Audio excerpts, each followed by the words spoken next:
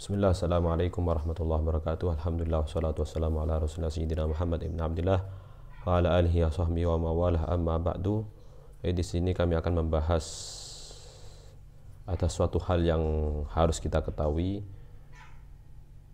di dalam urusan pernikahan atau rumah tangga. Memang kita ketika kita menikah, pastinya kita itu menginginkan kebahagiaan. Bahkan ketika ada suatu permasalahan, pastinya kita akan bertanya, kok bisa hal tersebut bisa terjadi? Mengapa dan bagaimana bisa terjadi?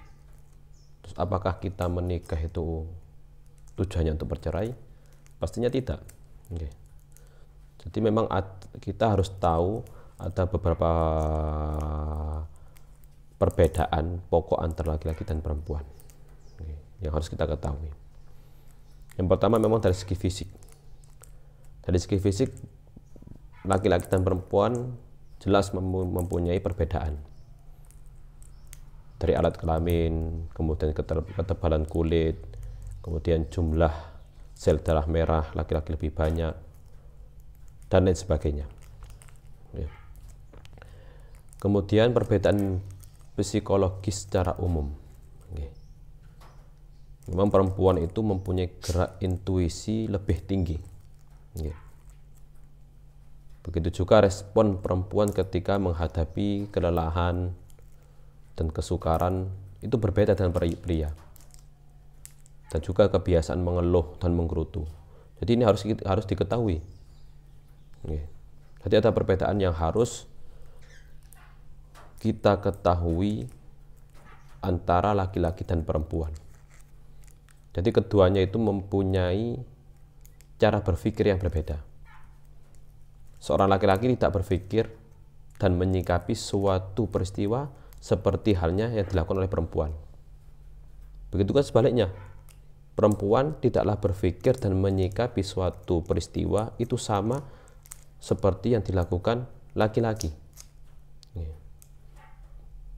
Dan ini harus kita ketahui sebelum terjadi permasalahan, pertengkaran, kebencian, dan lain-lain yang itu semua pasti tidak kita inginkan. Jadi kita mulai belajar memahami dan mengetahui sebab dari tindakan pasangan kita. Kenapa kok pasangan kita itu berperilaku seperti itu?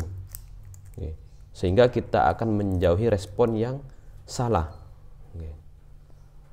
Biasanya kita akan marah karena adanya tindakan yang muncul dari pasangan yang tidak sesuai dengan apa yang kita inginkan.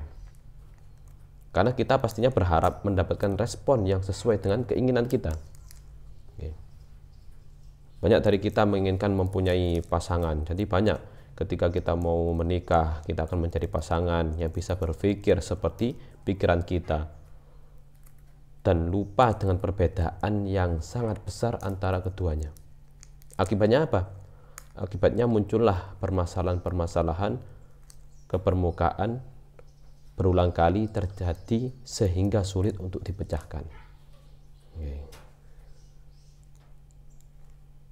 Berarti harus kita ketahui antara laki-laki dan perempuan, bagaimana perempuan itu merespon suatu permasalahan, terus bagaimana perempuan itu berpikir, bagaimana cara dia berpikir, begitu juga laki-laki. Jadi antara laki-laki dan perempuan harus saling memahami adanya perbedaan tersebut, sehingga tidak muncul respon yang salah. Akibatnya apa? Akibatnya akan fatal. Akibatnya akan muncul permasalahan demi permasalahan sehingga permasalahan itu muncul dan membludak. Ujung-ujungnya akan terjadi perceraian. Ini yang tidak diinginkan. Karena apa? Karena perceraian kan merupakan suatu permasalahan, perkara yang halal yang dibenci oleh Allah Subhanahu wa taala.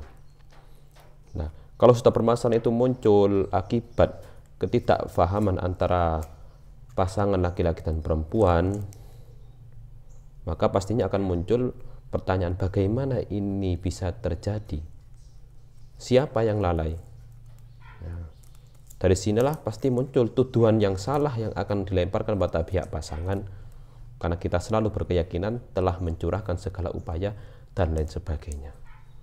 Nah, ini yang tidak kita inginkan.